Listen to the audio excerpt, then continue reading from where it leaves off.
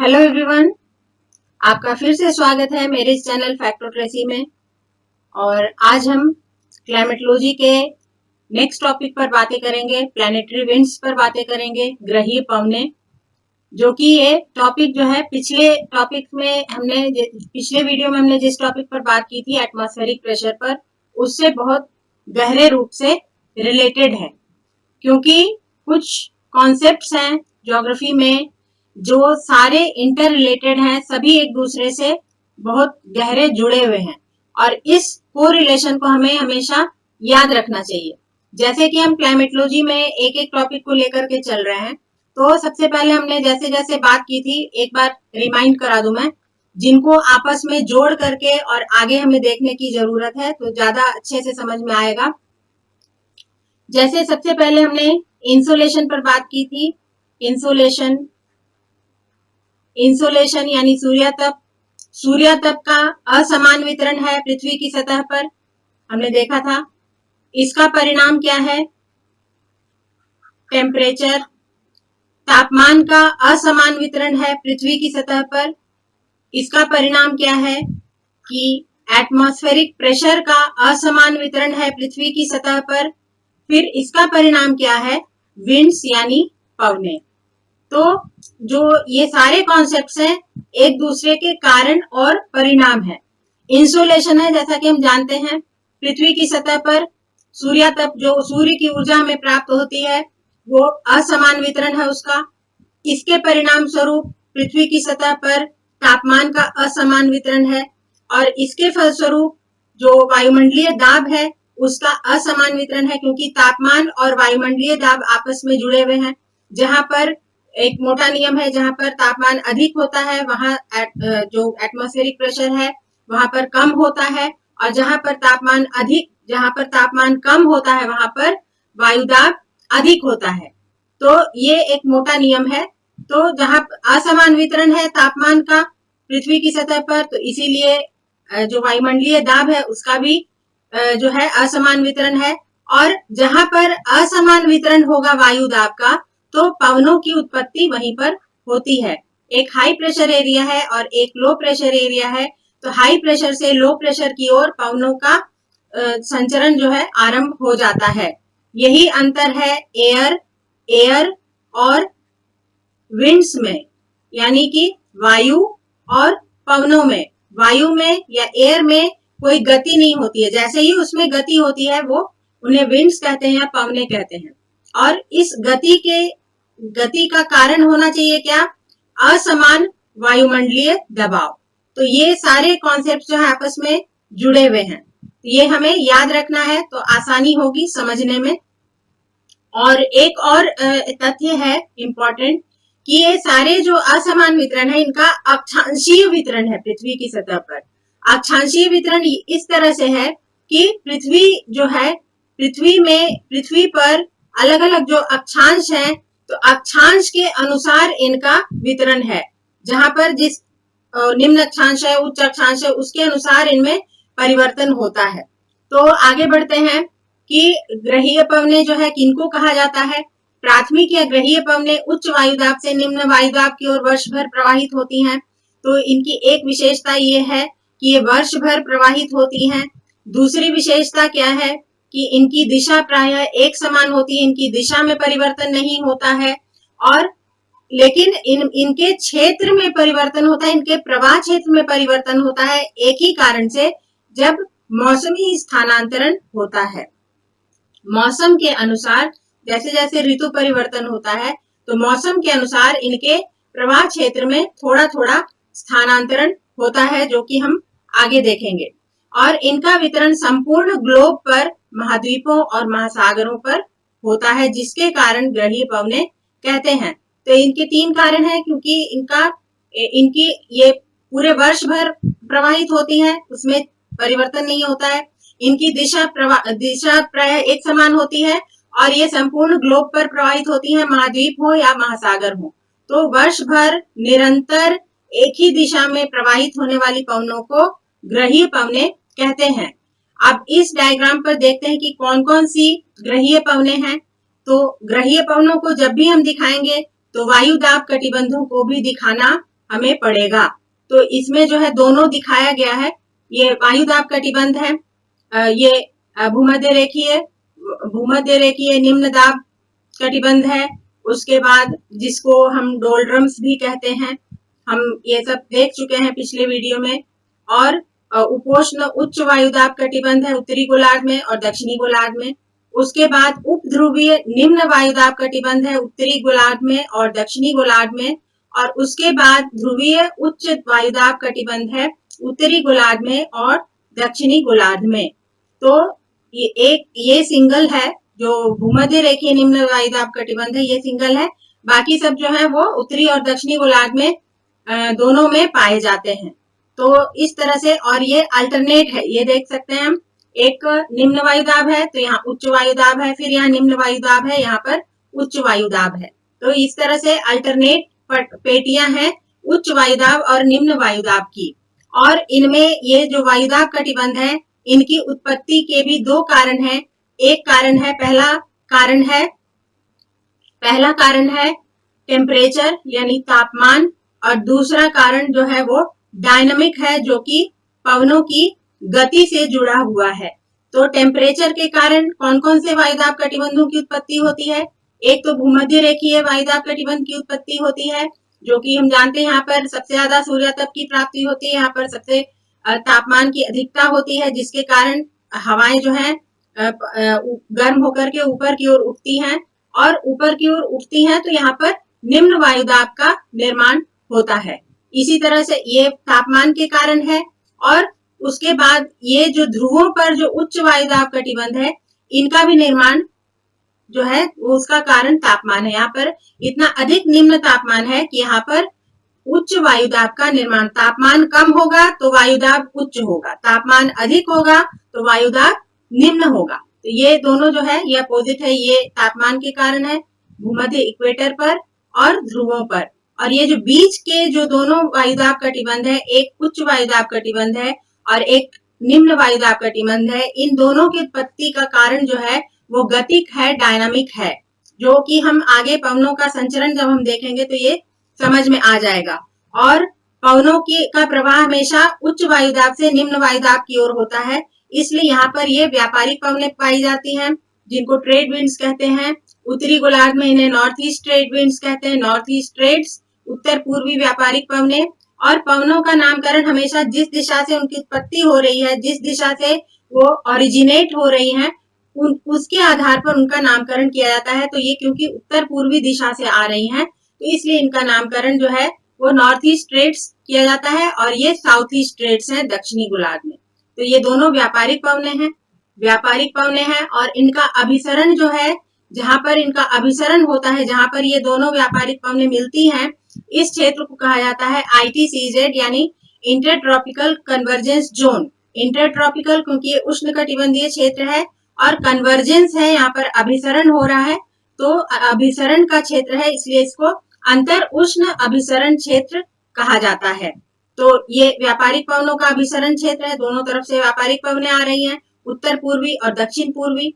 उसके बाद ये जो उच्च वायुदाब कटिबंध है, इससे दो तरफ पवनों का प्रवाह होता है। एक तो इधर आ रहा है भूमध्य रेखा की ओर इनका प्रवाह हो रहा है, और दूसरी ओर प्रवाह हो रहा है इनका यहाँ से इधर उप ध्रुवीय निम्न वायुदाब कटिबंध की ओर। तो इनकी दिशा क्या है?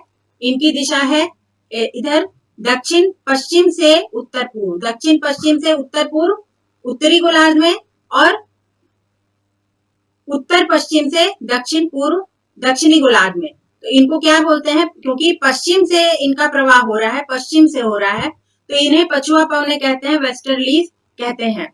और क्योंकि यहाँ पर निम्न वायुदाब है और इसके दोनों तरफ उच्च वायुदाब है, तो एक तो इस तरफ से उच्च वायुदाब से निम्न वायुदाब की ओर पवनें चल रही हैं, और दूसरी ओर से पवनें कहाँ से आ रही हैं? ध्रुवीय उच्च दाब से। दिशा वही है व्यापारिक पवनों वाली, उत्तर पूर्व से दक्षिण पश्चिम, और यहाँ पर दक्षिण पूर्व से उत्तर पश्चिम। तो ये आगे और देखेंगे तो और क्लियर होता जाएगा। और इनका जो है इस तरह से एक तिरछा प्रवाह की दिशा तिरछी होती है। ऐसा क्यों है? क्योंकि इसका कारण है कोरियालिस इफेक्ट या कोरियालिस प्रभाव, जो कि पृथ्वी के घूर्णन के कारण उत्पन्न होता है, और पृथ्वी घूमती है अपने अक्ष पर, जिसके कारण ये प्रभाव होता है कोरियालिस इफेक्ट। और इसके कारण wind flowing from high pressure to low pressure to curve as the wind moves. तो कोरियालिस इफेक्ट ये होता है कि पवनों का जो प्रवाह मार्ग होता है वो वृत्ताकार हो जाता है, घूम सीधा ना होकर के कहीं ना कहीं घूम जाता है। तो कैसे घूम जाता है वो भी निश्चित है। नॉर्दर्न हेमिस्फेयर में जो है ये जो है इनका डिफ्लेक्शन होता है राइट साइड में, यानी कि दाहिनी ओर अपना जो इनका जो सामान्य प्रवाह मार्ग होता है, मान लीजिए कि ये उत्तरी गोलार्ध है, तो इनका जो सामान्य प्रवाह मार्ग होता है उससे ये दाहिनी ओर मुड़ जाती हैं। और दक्षिणी गोलार्ध में क्या होता है कि ऐसा सीधा होता है इनका प्रवाह मार्ग, तो उससे ये बाईं ओर मुड़ जाती हैं, बाईं ओर मुड़ जाती है। तो ये इनका इसमें देख सकते हैं सदर्न हेमिस्फीयर में लेफ्ट की ओर मुड़ती हैं, जैसे इसमें दिखा रहा है। अगर ऐसे सीधा इनका प्रवाह होता तो सीधा ना होकर के ये दाहिनी ओर मुड़ गई है, ये ऐसा होता तो दाहिनी ओर मुड़ गई है, ऐसा होता तो ये दाहिनी ओर मुड़ गई है। ये उत्तरी गोलार्ध है। इसी तरह से दक्षिणी गोलार्ध में भी सीधा ना होकर के ये बाईं ओर मुड़ जाती है, सीधा ना होकर के बाईं ओर मुड़ जाती है। ये कोरियालिस इफेक्ट होता है। अब ऐसा क्यों होता है इसको इसमें हम और स्पष्ट रूप से देख सकते हैं। इसमें जैसे ये बिकॉज द अर्थ स्पिन्स, ये स्पिन कर रही है, जैसे लट्टू जो है वो घूमता है अपने उस पर, तो लट्टू घूमता है तो उसी तरह से पृथ्वी घूम रही है। तो जैसे ये हम देख सकते हैं कि ये घूम रही है, पश्चिम से पूर्व की ओर घूम रही है। तो ये जो ऐसा सीधा प्रवाह होना चाहिए था वो सीधा ना होकर के, क्योंकि ये उत्तरी गोलार्ध है, दाहिनी ओर इनका वृत्ताकार मार्ग हो जा रहा है, दाहिनी ओर डिफ्लेक्शन हो जा रहा है, विचलन हो जा रहा है इनके प्रवाह मार्ग का। और ऐसा क्यों होता है, जैसे इसको हम एक रोजमर्रा के एग्जाम्पल से इस फिगर के माध्यम से देख सकते हैं, समझने की कोशिश करते हैं। When you try to throw something in a straight line on a spinning platform, it seems to curve. एक प्लेटफॉर्म है जो कि स्पिन कर रहा है, जो कि स्थिर नहीं है, वो मूव कर रहा है, उस पर अगर हम सीधा कुछ अगर फेंकना चाहें इस तरह से सीधी रेखा में, तो वो सीधा न जा करके थोड़ा सा वृत्ताकार मार्ग अपना लेगा। तो वही होता है ये पृथ्वी क्योंकि घूम रही है इस तरह से पश्चिम से पूर्व, तो कोई भी जो वस्तु है वो एक वृत्ताकार मार्ग अपना लेती है। और ये सिर्फ पवनों के साथ नहीं होता है, आगे हम जब महासागरीय धाराओं के बारे में देखेंगे तो महासागरीय धाराएं भी इसी कारण से जो है इसी तरह से उत्तरी गोलार्ध में दाहिनी ओर घूमती हैं और दक्षिणी गोलार्ध में बाईं ओर घूमती हैं। अब देखते हैं कि तीनों जो मुख्य रूप से जो ग्रहीय पवने हैं कौन कौन सी हैं। व्यापारिक पवने हैं, पछुआ पवने हैं, ध्रुवीय पवने हैं, ये हमने देखा। तो ये इन तीनों को ग्रहीय पवनों के अंतर्गत सम्मिलित किया जाता है। विषुवत वृत्त पर वही जो मैंने पीछे बताया, विषुवत वृत्त पर सूर्य तप की अधिक मात्रा के कारण वायु संवहन धाराओं के रूप में आरोहित होती है, ऊपर की ओर जाती है, और ये वायु धाराएं क्षोभ सीमा तक आरोहित होकर ध्रुवों की तरफ प्रवाहित होती है। अगर हम पृथ्वी को इस तरह से देखें, ऐसे करके देखते हैं, तो ये 0 डिग्री है, यहाँ पर जो है ये 30 डिग्री है, और यहाँ पर जो है ये 60 डिग्री है। इधर जो है ये नॉर्दर्न हेमिस्फीयर है और इधर जो है ये सदर्न हेमिस्फीयर है। इधर भी 30 डिग्री है और इधर भी 60 डिग्री है। तो ऐसे करके समझते हैं कि ये यहाँ पर सबसे अधिक सूर्य तप की मात्रा प्राप्त हो रही है भूमध्य रेखा पर। यहाँ से पवनें संवहन धाराओं के रूप में ऊपर की ओर उठती हैं गर्म होकर के, और ऊपर उठती हैं तो कहाँ तक पहुंचती हैं, क्षोभ सीमा तक पहुंचती हैं, ट्रोपोपॉज तक। ट्रोपोपॉज जो है वो स्ट्रेटोस्फेयर और ट्रोपोस्फेयर के बीच की सीमा है, तो वहां तक ही पहुंचती हैं।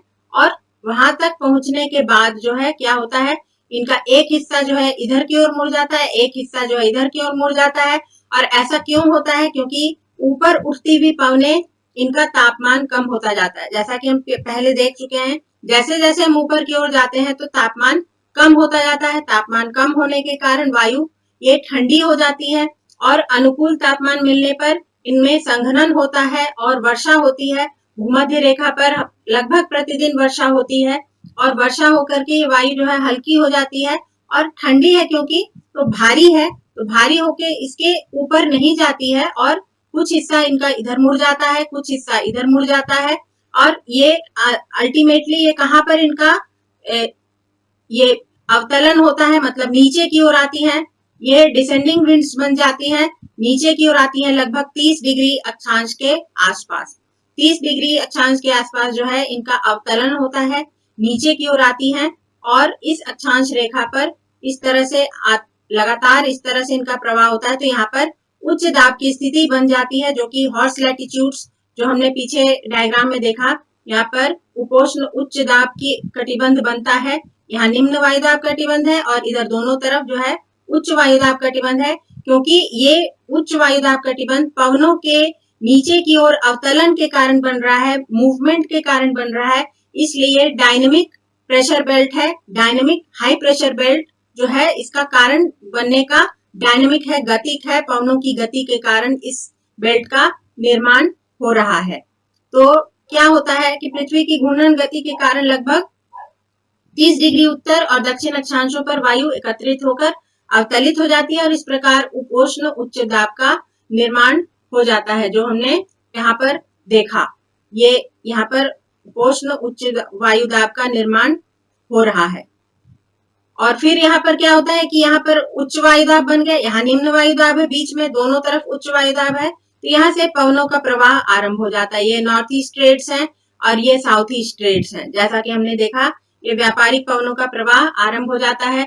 व्यापारिक पवने इसलिए कहा जाता है क्योंकि पहले जमाने में जब शिप वगैरह इस क्षेत्र से चलते थे, तो अगर इसी दिशा में जा रहे हैं तो इसी दिशा में जाने से क्या होता था कि पवनों का प्रवाह क्योंकि उसी ओर है, तो उनको आसानी होती थी इधर की ओर मूव करने में। तो ये इस तरह से यहाँ पर व्यापारिक पवनों का प्रवाह आरंभ हो गया। ये धरातलीय प्रवाह है। फिर यहाँ पर अभिसरण हुआ इनका, फिर ये गर्म होकर के ऊपर उठी, फिर यहाँ पर इनका अवतरण हुआ। इस तरह से एक चक्र बन जाता है। यहाँ पर एक साइक्लिक इनका सर्कुलेशन आरंभ होता है और इस साइक्लिक सर्कुलेशन के दो हिस्से हैं। एक है इनका धरातलीय प्रवाह जो व्यापारिक पवनों के रूप में है, और एक इनका है वायुमंडलीय प्रवाह जो कि क्षोभ सीमा तक जाकर के और फिर से इनका अवतरण होता है 30 डिग्री के आसपास। तो ये जो इनकी यात्रा के दो भाग हैं, धरातलीय प्रवाह और वायुमंडलीय प्रवाह। तो जैसे हम मान लीजिए कि प्लेन से कहीं जाना है, तो प्लेन से कहीं जाना है तो जैसे एयरपोर्ट तक जाएंगे कैसे, धरातल पर जो बाय रोड जाएंगे। तो ये समझ लीजिए कि एयरपोर्ट तक गए और फिर यहाँ से ऊपर की ओर प्लेन पर बैठे और फिर ये वायुमंडलीय यात्रा आरंभ हुई, फिर से ये नीचे आए, फिर से ये इस तरह से ये चलता रहता है। और इस तरह से एक कोस्ट का निर्माण होता है।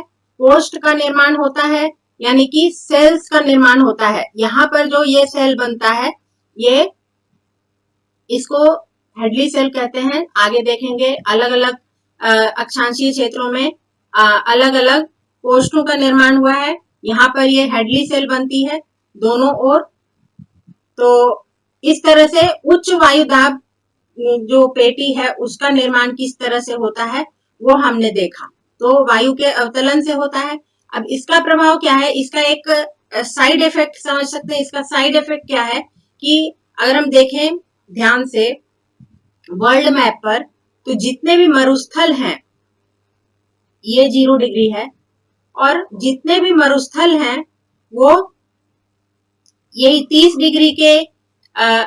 डिग्री की जो अक्षांश रेखा है इसके आसपास, उत्तरी गोलार्ध में भी और दक्षिणी गोलार्ध में भी यहाँ पर ये पाए जाते हैं। तो ऑफ कोर्स उनकी इस अक्षांशीय क्षेत्र में उपस्थिति के अन्य भी कारण हैं, लेकिन ये भी एक कारण है जो ये उच्च दाब कटिबंध है, हॉर्स लैटिट्यूड्स हैं, इनके कारण भी यहाँ पर दोनों गोलार्धों में मरुस्थलों की उपस्थिति पाई जाती है। आगे बढ़ते हैं। उष्ण उच्च दाब क्षेत्र में धरातल के निकट वायु का अपसरण होता है और यह विषुवत वृत्त की ओर व्यापारिक पवनों के रूप में प्रवाहित होती है। ये हमने देखा। कोरियालिस बल के कारण जो इनकी दिशा में परिवर्तन आता है वो भी हमने देखा। और विषुवत वृत्त के दोनों तरफ से प्रवाहित होने वाली व्यापारिक पवनें अंतर उष्णकटिबंधीय विसरण क्षेत्र में अभिसरित होती हैं। इस प्रकार धरातल से ऊपरी वायुमंडल तक एक पूर्ण कोष्ठ का निर्माण होता है। जो मैंने अभी कहा कि एक सेल का निर्माण होता है, एक इस तरह से एक बन जाता है। तो उष्णकटिबंधीय क्षेत्र में स्थित कोष्ठ को हेडली सेल, हेडली कोष्ठ कहा जाता है। और अलग अलग, जो मैंने कहा कि अलग अलग अक्षांशीय क्षेत्र में जैसे जैसे जो वायु का परिसंचरण होता है उसके कारण अलग अलग सेल्स का निर्माण होता है। तो ये जो है, ये वाला जो हमने अभी एक्सप्लेन किया, ये हेडली सेल है। तो ये इनका अलग अलग क्लाइमेटोलॉजिस्ट जिन्होंने इसका पता लगाया, तो उनके नाम पर इनका नामकरण किया गया अलग अलग सेल्स का। ये जो है, और ये हॉर्स लैटिट्यूड और उप ध्रुवीय निम्न वायुदाब कटिबंध जो है उसके बीच जो सेल बनता है उसको फेरल सेल कहते हैं, और जो ध्रुवों के ऊपर जो बनता है उसको पोलर सेल कहते हैं। अब इसको इस तरह से इस डायग्राम में और आसानी से समझ सकते हैं। जैसे ये व्यापारिक पवनों का प्रवाह हो रहा है, ये व्यापारिक पवने हैं, north east trades, south east trades, और ये जो है यहाँ से ऊपर गर्म होके ऊपर उठ रही है। फिर यहाँ पर इनका अवतलन हो रहा है हॉर्स लैटिट्यूड्स पर, अवतलन होकर के फिर यहाँ पर उच्च वायुदाब का निर्माण हो रहा है। उच्च वायुदाब से फिर धरातलीय प्रवाह हो रहा है इनका व्यापारिक पवनों के रूप में, और फिर से ये इस तरह से एक चक्र जो बनता है, यहाँ पर ये हेडली सेल बन गया, इधर उत्तरी गोलार्ध में यहाँ पर भी हेडली सेल बन गया। उसके बाद ये यहाँ से, क्योंकि यहाँ पर उच्च दाब है और इसके दोनों तरफ निम्न दाब है, यहाँ भूमध्य रेखीय निम्न दाब है और यहाँ पर उप ध्रुवीय निम्न दाब है, तो यहाँ से दोनों तरफ पवनों का संचार हो रहा है, इधर की ओर भी हो रहा है और इधर की ओर भी हो रहा है। जो हमने देखा, ये पछुआ पवने हैं, पछुआ पवनों का प्रवाह इस तरह से हो रहा है, पश्चिमी दिशा से, दक्षिण पश्चिम से उत्तर पूर्व की ओर उत्तरी गोलार्ध में, और यहाँ पर देख सकते हैं हम उत्तर पश्चिम से दक्षिण पूर्व की ओर दक्षिणी गोलार्ध में ये हो रहा है। और यहाँ पर ये ध्रुवीय पवने आ रही हैं, ध्रुवीय ठंडी पवने आ रही हैं, यहाँ पर ये इन दोनों का अभिसरण हो रहा है।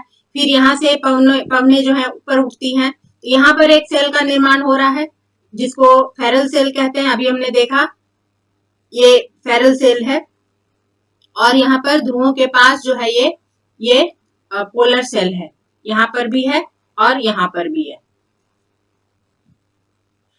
इसी को इसमें देख सकते हैं,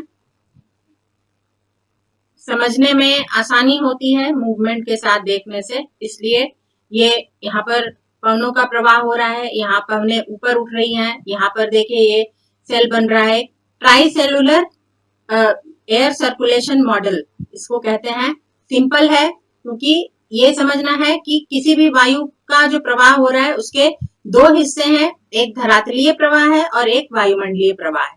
तो वायुमंडलीय प्रवाह से ये सेल्स बनते हैं, यहाँ पर हेडली सेल है, यहाँ पर फेरल सेल है और यहाँ पर पोलर सेल है। आगे जो उपध्रुवीय निम्न वायुदाब क्षेत्र में, अब नेक्स्ट जो है वायुदाब क्षेत्र, जो निम्न वायुदाब क्षेत्र है उस पर आते हैं। तो उपध्रुवीय निम्न वायुदाब क्षेत्र में उपोष्ण कटिबंधीय उच्च वायुदाब से पवने आती हैं। और कहां से पवने आ रही हैं? क्योंकि निम्न दाब है, ध्रुवों से आने वाली शीतल पवनों का अभिसरण होता है। तो निम्न दाब क्षेत्र में कहां से पवने आ रही हैं? यहाँ से उपोष्ण उच्च दाब से पवने जा रही हैं, उपोष्ण उच्च वायुदाब से, ये 30 डिग्री है और यहाँ पर ये 60 डिग्री है। तो उपोष्ण उच्च वायुदाब से पवने जा रही हैं, पछुआ पवने, और यहाँ ध्रुवीय पवने आ रही हैं। ध्रुवीय पवनों का भी आगमन यहाँ पर हो रहा है, तो यहाँ पर इनका अभिसरण हो रहा है। ये ध्रुवीय पवने ठंडी हैं और जो पछुआ पवने जा रही है ये इनकी अपेक्षा गर्म है, और यहाँ पर इनका अभिसरण हो रहा है। दोनों अलग प्रकृति के पवने हैं। जो व्यापारिक पवने वहां पर अभी ITCZ में मिलती हैं, तो उनकी प्रकृति एक ही होती है, उनके तापमान में कोई अंतर नहीं होता। लेकिन यहाँ पर जो ये अभिसरण होता है, इन दोनों पवनों की प्रकृति में काफी अंतर होता है। ये गर्म पवने हैं और ये शीतल पवने हैं, इनका अभिसरण होता है और यहाँ पर उपध्रुवीय निम्न वायुदाब क्षेत्र का निर्माण होता है। तो यहाँ पर इतने उच्च अक्षांश पर तो निम्न तापमान पाया जाता है, तो यहाँ पर उच्च वायुदाब पाया जाना चाहिए जो नियम है उस अनुसार। लेकिन यहाँ पर निम्न वायुदाब कटिबंध पाया जाता है, क्योंकि यहाँ पर ये इनका निर्माण जो है डायनामिक कारण से होता है, गतिक पवनों के मूवमेंट के कारण होता है। यहाँ पर ये दोनों प्रकृति की पवनें आती हैं, टकराती हैं और ऊपर की ओर उड़ जाती हैं, इसीलिए यहाँ पर निम्न वायुदाब कटिबंध का निर्माण होता है। और क्या होता है कि दोनों क्योंकि अलग अलग प्रकृति की पवनें हैं, तो इसमें ठंडी जो पवनें होती हैं वो भारी होती हैं, तो भारी है, और जो गर्म जो पछुआ पवनें आ रही हैं वो हल्की होती है। तो ये क्या होता है, इनका आरोहण हो जाता है, ये ऊपर की ओर आती है, मतलब ये ऊपर रहती है, और ये ठंडी पवनें जो है ये नीचे रहती है। और इसी कारण से ये जो क्षेत्र है, इनका जो अभिसरण क्षेत्र है 60 डिग्री के आसपास, ये मौसमी अस्थिरता का क्षेत्र माना जाता है। यहाँ पर अक्सर ही चक्रवात, टेम्परेट साइक्लोन, चक्रवात, प्रति चक्रवात, इनका निर्माण होता है। तो मौसम जो है अस्थिर होता है और अनिश्चित होता है, क्योंकि पवनों के प्रवाह पर पवनों के अभिसरण से प्रभावित होता है। तो आरोहित वायु जो यहाँ से जो ऊपर उठ रही है, दोनों पवनें टकरा करके अभिसरण जो हो रहा है, तो इनका कुछ भाग जो है ध्रुवों की ओर चला जाता है, शेष भाग विषुवत रेखा की ओर मुड़ जाता है। जैसे बाकी जगह हो रहा है, वही नियम जो है यहाँ भी लागू होता है। इन पवनों का अवतलन उपोष्ण उच्च दाब पेटी और ध्रुवीय उच्च दाब पेटी पर होने से क्रमशः फेरल कोस्ट और ध्रुवीय कोस्ट का निर्माण होता है। इस चीज को हम समझ चुके हैं पहले कि यहाँ से ऊपर निम्न दाब से ऊपर उठ रही है पवनें, तो इधर की ओर आ रही हैं, ये हॉर्स लैटिट्यूड्स पर आ रही हैं, और इधर इधर एक हिस्सा जो है इधर ध्रुवों की ओर जा रहा है, और यहाँ पर ये पोलर सेल बन रहा है, और यहाँ पर ये फेरल सेल बन रहा है। तो फेरल कोस्ट के अंतर्गत उपोष्ण उच्च दाब से उपध्रुवीय निम्न दाब की ओर धरातलीय पवनें चलती हैं। वही जो इन पवनों की जो दिशा है वो बताई गई है। दोनों गोलार्धों में इनकी दिशा पश्चिम से पूर्व की ओर होती है, और इन्हें पछुआ पवन कहा जाता है। पछुआ पवन जो है इम्पोर्टेंट है, क्योंकि इनसे जो है जो आती है, जो अभिसरण होता है, ध्रुवीय पवनें आती हैं, और ये काफी कुछ जो है मौसम के को प्रभावित करती है उस क्षेत्र में। इसमें और क्लियर हो जाएगा, ये पूरा जो सिस्टम है इसमें और क्लियर हो जाएगा। ये यहाँ पर लो, इक्वेटोरियल लो है जिसको डोलड्रम्स कहते हैं, यहाँ पर ये हाई है हॉर्स लैटिट्यूड्स, और यहाँ पर ये उपध्रुवीय निम्न दाब है सब पोलर लो, और यहाँ पर पोलर हाई है। तो ये अल्टरनेट है।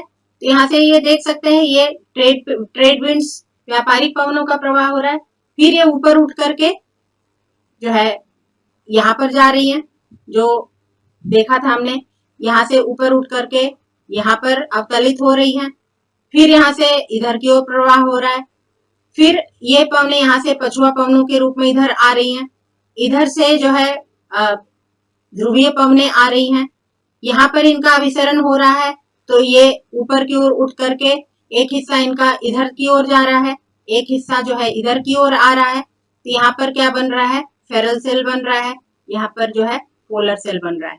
ये जो है पूरा इसमें समराइज हो गया इस डायग्राम में। और व्यापारिक पवनों की अपेक्षा पछुआ पवनों की दिशा और तीव्रता अधिक परिवर्तनशील होती है। पछुआ पवनों की दिशा और तीव्रता अधिक परिवर्तनशील होती है। चक्रवातों और प्रति चक्रवातों के साथ साथ ध्रुवीय वायु राशियों का इस पवन के क्षेत्र में तेजी से आगमन होता है। जो मैंने कहा कि दोनों वायु राशियों के तापमान में अंतर होता है, इसलिए ये मौसमी अस्थिरता का क्षेत्र है, और पछुआ पवन शीतकाल में अधिक सक्रिय हो जाती है। क्योंकि इसका कारण यह है कि जो हम देख चुके हैं कि स्थलीय भाग और महासागरीय भाग के ठंडे और गर्म होने की जो दर होती है वो अलग अलग होती है। स्थल जो है वो जल्दी गर्म हो जाते हैं और जल्दी ठंडे हो जाते हैं, महासागरीय भाग देर से गर्म होते हैं और देर से ठंडे होते हैं। तो इसका प्रभाव जो है ये पछुआ पवनों पर, सभी पवनों पर पड़ता है, लेकिन पछुआ पवनों पर विशेष रूप से पड़ता है, क्योंकि ये कंटिन्यूअस पेटी नहीं है, कंटिन्यूअस नहीं है। जैसे और ऋतु के अनुसार भी इनमें परिवर्तन आता है। तो जैसे जहां पर उच्च दाब जो है कहां पर होगा, शीतकाल में जो है स्थलीय भाग पर अधिक उच्च दाब होगा, क्योंकि स्थलीय भाग अधिक ठंडे हो जाते हैं। और ग्रीष्म काल में क्या होगा, ग्रीष्म काल में महासागर अधिक ठंडे होते हैं, इसलिए ग्रीष्म काल में महासागरों के ऊपर ये उस उच्च दाब की पेटी अधिक निरंतर पाई जाएगी। तो ये जो है, इसलिए ये जो स्थलीय भाग और महासागरीय भाग के ठंडे और गर्म होने की दर जो अलग अलग है, ये प्रभावित करती है इन वायुदाब पेटियों के की निरंतरता को और उनकी उपस्थिति को। दक्षिणी गोलार्ध में और उत्तरी गोलार्ध में क्योंकि स्थलीय भाग का विस्तार अधिक है, महासागरों का विस्तार कम है, तो स्थलीय भाग और जलीय भाग के गर्म और ठंडे होने की दर अधिक प्रभावित करती है उत्तरी गोलार्ध में पछुआ पवनों को। जबकि यही पछुआ पवनें जब दक्षिणी गोलार्ध में प्रवाहित होती हैं तो उन्हें स्थलीय भाग जो है बहुत कम मिलता है। स्थलीय भाग क्योंकि बहुत कम है दक्षिणी गोलार्ध में और महासागरों का विस्तार अधिक है, तो इसलिए इनकी गति जो है दक्षिणी गोलार्ध में बहुत अधिक तीव्र होती है और तीव्र होने के कारण इन्हें अलग अलग अक्षांशीय क्षेत्र में अलग अलग नाम से पुकारा जाता है, अलग अलग नाम दिया गया है। प्रचंड गति होती है इनकी, तो 40 डिग्री अक्षांश के आसपास इन्हें गरजता चालीसा या रोरिंग 40s कहा जाता है। इसी तरह 50 डिग्री के आसपास जो है इन्हें प्रचंड 50 या फ्यूरियस 50s कहा जाता है और 60 डिग्री के आसपास इन्हें चीखता 60 या स्क्रीमिंग 60s आदि नामों से जाना जाता है। ये सारे नाम जो है पछुआ पवनों के हैं, लेकिन ये सिर्फ दक्षिणी गोलार्ध में इन्हें ये नाम दिया गया है, उत्तरी गोलार्ध में ये नाम नहीं दिया गया है। तो ध्रुवीय, अब आते हैं ध्रुवीय कोष्ठ पर। ये हो गया पछुआ पवनों का। अब ध्रुवीय कोष्ठ के अंतर्गत ध्रुवीय उच्च दाब से ध्रुवीय निम्न दाब की ओर धरातलीय पवनें चलती हैं, ये हमने देखा।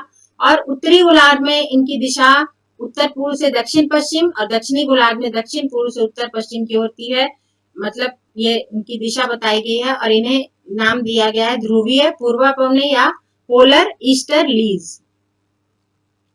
अब इस मैप में मैं एक ये बताना चाहती हूँ इसके माध्यम से कि ये ITCZ है। जैसा हमने देखा कि दोनों व्यापारिक पवनों का अभिसरण होता है ITCZ में, अंतर उष्ण कटिबंधीय क्षेत्र यानी कि जो 0 डिग्री के आसपास। लेकिन ये ITCZ जो है ये स्थिर नहीं रहता, इनमें ऋतुओं के अनुसार परिवर्तन होता है। जैसा कि हम देख चुके हैं पहले स्लाइड में था कि ये निरंतर पवनें हैं, वर्ष भर एक ही दिशा में प्रवाहित होती हैं, लेकिन इनके प्रवाह क्षेत्र में एक ही दशा में परिवर्तन आता है मौसमी स्थानांतरण के कारण। तो ये ITCZ जो है ये मौसम में जब परिवर्तन होता है तो इसकी दिशा में, इसके स्थान में भी परिवर्तन होता है। जैसे जब उत्तरी गोलार्ध में ग्रीष्म ऋतु आती है तो ये जो है थोड़ा सा उत्तर की ओर स्थानांतरित हो जाता है, 5 से 10 डिग्री उत्तर की ओर स्थानांतरित हो जाता है। तो ये यहाँ उत्तर की ओर स्थानांतरित हो जाता है और सारी वायुदाब पेटियां जो है वो उत्तर की ओर स्थानांतरित हो जाती है एक ध्रुवीय वायुदाब पेटी को छोड़कर, ध्रुवीय उच्च वायुदाब पेटी को छोड़कर सारी वायुदाब पेटियां जो है वो उत्तर की ओर स्थानांतरित हो जाती हैं थोड़ी थोड़ी। और क्योंकि वायुदाब पेटियों का स्थानांतरण उत्तर की ओर हो जाता है तो सारी जो ग्रहीय पवनों का जो प्रवाह क्षेत्र है उनका भी जो स्थानांतरण है वो थोड़ा थोड़ा उत्तर की ओर हो जाता है। अब यही फिर विपरीत होता है जब उत्तरी गोलार्ध में शीत ऋतु आती है, शीत ऋतु का समय आता है तो ये ITCZ जो है ये थोड़ा सा दक्षिण की ओर स्थानांतरित हो जाता है, 5 से 10 डिग्री दक्षिण की ओर खिसक जाता है और इसी के अनुसार सारी वायुदाब पेटियां जो है वो दक्षिण की ओर खिसक जाती हैं और परिणाम स्वरूप सारे विंड सिस्टम जो हैं, जितने भी ग्रहीय पवनों का प्रवाह क्षेत्र है वो सब भी दक्षिण की ओर स्थानांतरित हो जाता है। और इनके स्थानांतरण का महत्व क्या है कि इनके स्थानांतरण के कारण ही कुछ विशिष्ट प्रकार की जलवायु का निर्माण हुआ है। जैसे कि हमारे यहाँ जो मानसूनी जलवायु है, तो मानसूनी जलवायु जो है ये विंड सिस्टम का जो स्थानांतरण होता है इसी का परिणाम है। मानसूनी जलवायु जो है ये वायु राशियों के प्रवाह क्षेत्र में स्थानांतरण का ही परिणाम है। और दूसरा विशिष्ट क्लाइमेट जो है वो है मेडिटेरेनियन क्लाइमेट यानी कि ये भूमध्य सागरीय जलवायु जो यूरोप में भूमध्य सागर है उसके आसपास के जितने भी देश हैं, यहाँ पर इस मैप में नहीं दिख रहा है, यहाँ पर ये यूरोप है, यहाँ पर भूमध्य सागर है, इसके आसपास के जितने भी क्षेत्र हैं, स्पेन है और पुर्तगाल है और उत्तरी अफ्रीका के भी कुछ देश हैं, तो इन सब में भूमध्य सागरीय जलवायु पाई जाती है और ये जलवायु भी मौसमी जो वायु प्रवाह क्षेत्र में जो मौसमी स्थानांतरण होता है इसी का परिणाम है। और दूसरा क्या होता है कि ये जो स्थानांतरण होता है इसका असर हमें भारत तक दिखता है। भारत तक कैसे दिखता है? जब शीत ऋतु में ये भारत है तो भारत का ये उत्तरी क्षेत्र है, तो ये जो उत्तरी क्षेत्र है इसमें हमने महसूस किया होगा, आप सबने देखा होगा कि ये जो पंजाब हरियाणा जो उत्तर पश्चिमी भारत है विशेष रूप से, तो यहाँ पर जो है ये मेडिटेरेनियन क्षेत्र से प्रभावित, यहाँ से जो पवनों का स्थानांतरण होता है इसके कारण वायु की दिशा कुछ ऐसी हो जाती है कि पवने इधर की ओर आती हैं और जम्मू कश्मीर और हिमाचल प्रदेश में उस समय हिमपात होता है और इस क्षेत्र में उत्तर पश्चिमी भारत में विशेष रूप से शीतकाल में वर्षा होती है। ये भी ये जो स्थानांतरण मौसमी स्थानांतरण का ही परिणाम है। शीतकाल में वर्षा होती है उत्तर पश्चिम भारत में, जो कि गेहूं की फसल के लिए बहुत ज्यादा फायदेमंद होती है। तो ये इसका परिणाम है। तो मौसमी स्थानांतरण का ये महत्व है, तो इसको इस मैप पर मैंने बताया। आगे जो एक टॉपिक है स्थानीय पवने, ये हम एक अलग वीडियो में करेंगे क्योंकि काफी लंबा हो जाएगा। तो ये अभी हमने ग्रहीय पवनों पर बात की जो पूरे ग्लोब पर एक समान पाई जाती हैं। अब ये जो है स्थानीय पवने हैं जो कि इनका जो विस्तार क्षेत्र है बहुत कम होता है, स्थानीय पवने हैं और लोकल कंडीशन से इनका प्रवाह जो है वो प्रभावित होता है। कुछ काल के अनुसार, ऋतु के अनुसार या कुछ स्थान के अनुसार इनका निर्माण होता है और प्रवाह होता है। तो इसको हम अगले वीडियो में देखेंगे। तो आज का वीडियो इस वीडियो में यहीं तक हम रखते हैं। तो अगले वीडियो में फिर मिलेंगे। और अगर आप इस चैनल पर पहली बार आए हैं तो मेरे इस चैनल को सब्सक्राइब करिए, लाइक करिए, शेयर करिए, कमेंट करिए। और आपका एक एक सब्सक्रिप्शन, एक एक लाइक जो है मेरे लिए बहुत बहुत मोटिवेशन का काम करता है। तो इसको ध्यान में रखिए और अपना कीमती समय देने के लिए बहुत